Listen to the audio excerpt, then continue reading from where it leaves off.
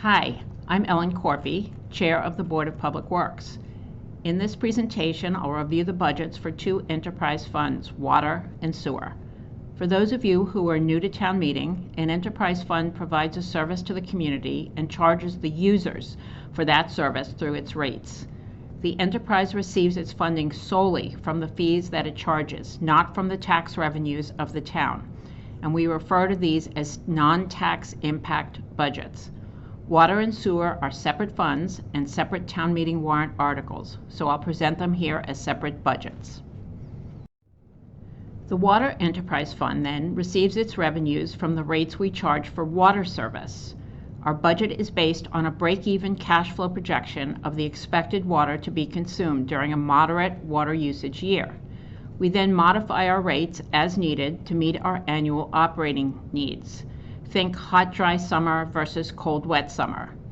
This year, we undertook an extensive review of both funds, and we're happy to report that our funds continue to be well run and compare favorably with our peer communities.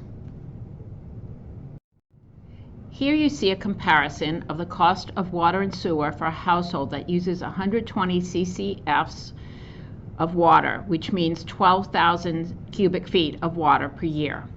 The combined average residential bill for both water and sewer is the lowest when compared with our surrounding communities. We're quite proud of our achievement, especially during a period when we are spending substantial amounts of money in upgrading these systems. This is our proposed water budget for fiscal year 22 compared to the current year. Personal services are expected to decrease by 1.2%. Due to the reduction of one position from our staff plan and from a reallocation of DPW administrative salaries to the tax impact program. This amount also includes a general wage increase for management pay plan staff and contractual increases for union personnel. It's important to note that our water and sewer personnel act as one division and are cross-trained to meet the ongoing needs for both water and sewer. MWRA expense is up by $429,000 because of increased MWRA water purchases for calendar year 2020. Other expenses are down about 2.4%. Capital outlay is down by $180,000 because we have funds remaining from prior fiscal years to complete needed hydrant and meter repairs and replacements. Otherwise, the capital plan includes planned upgrades to the treatment and distribution systems as well as vehicle replacements. Debt service is down nearly $300,000, which puts less burden on the cash flow. Near the bottom of the slide, you'll note that we have included emergency reserve funding of $333,062. This amount is added to our authorization so that we can make repairs or replacements to our water system in the event of a major line break without calling a special town meeting to obtain the necessary emergency funds. On the bottom line, you will see that we are seeking your authority to spend up to $9,867,360 in our operating and capital budgets this coming fiscal year, which is about 2.1% less than last year's request. Let's talk more about capital investments. For some years, we have followed a deliberate plan to upgrade our water distribution system, which in many places is more than 100 years old. In order to do this, we have developed a comprehensive plan to replace or reline pipe segments, upgrade hydrants, and loop dead-end sections throughout the town. In fiscal 22, we will continue to focus our attention on revitalizing sections of our water distribution system. In addition, we are engaged in a project to redevelop, rehabilitate, and improve our existing water wells that supply much of our water needs.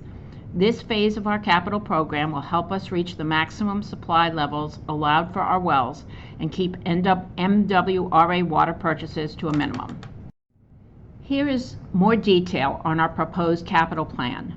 We are requesting $350,000 for the water supply improvements and $500,000 to improve our water distribution system. The balance of requested funds are typically used for installing hydrants, incidental water meter replacements, vehicle replacement, and building maintenance. I'll take just a minute to give an update on our town-wide meter program replacement project that was funded at the 2018 annual town meeting. This project was slowed somewhat due to COVID-19, but the project team continues moving forward with about 70% of town now complete. We're now working with the vendor and the municipal light plant to build the customer portal that will allow customers to log in to see their water usage trends and eventually set up alerts for unusual water usage patterns.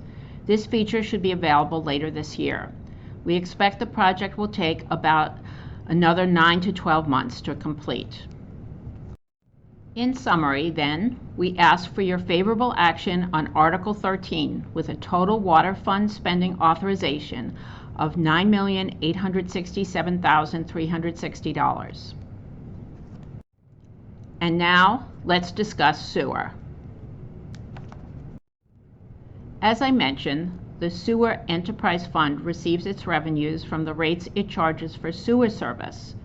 Sewage quantities are linked to the amount of water that flows through a customer's inside water meter. Sewer charges are not applied to outdoor water usage.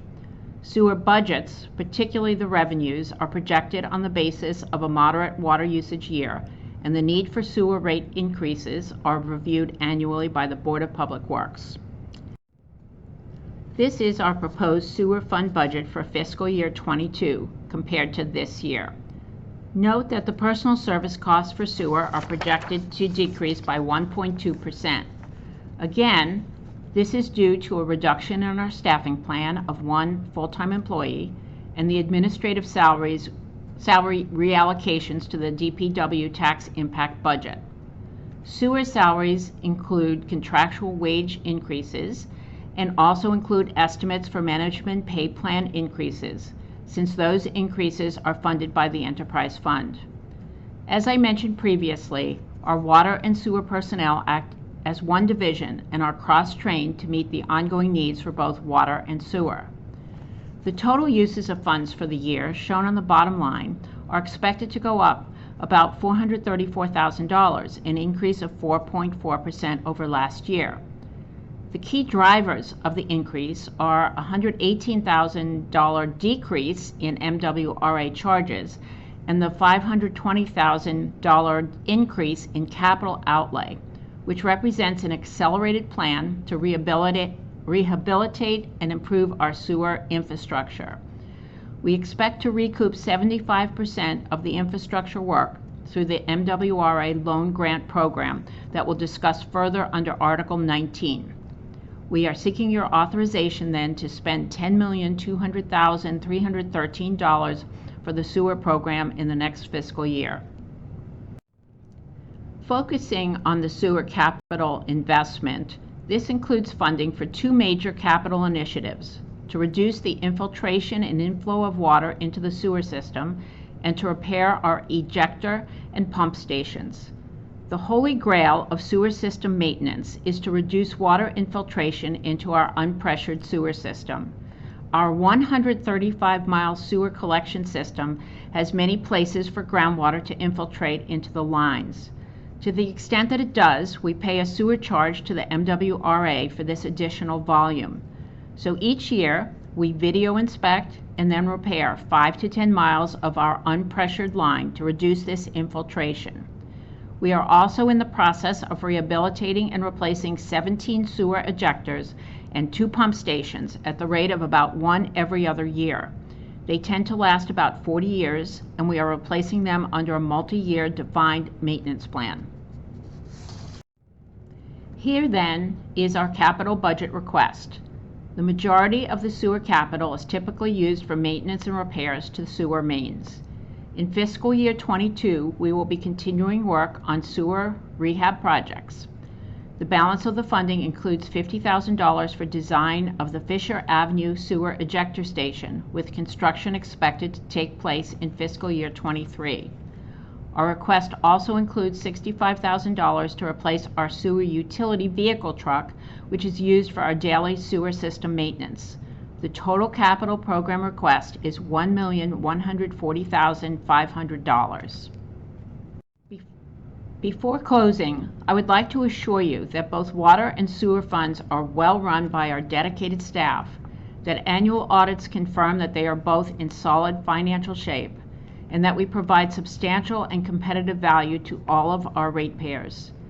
Based on this budget, we expect no water or sewer rate increases in fiscal year 22.